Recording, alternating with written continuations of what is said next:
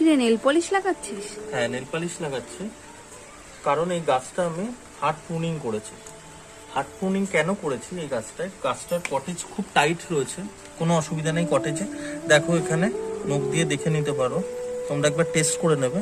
এখানে সবুজও আছে, মানে কটেজ ঠিক আছে, গাছ একেবারে ঠিক আছে, কিন্তু কোনো কারণের জন্য গাছের পাতাতে হলদে একটা ভাব চলে এসেছিল, সেই কারণের জন্য ফুল আসবে না স্বাভাবিকভাবে। তাই জন্য আমি এটা হার্ড প্রুনিং করলাম।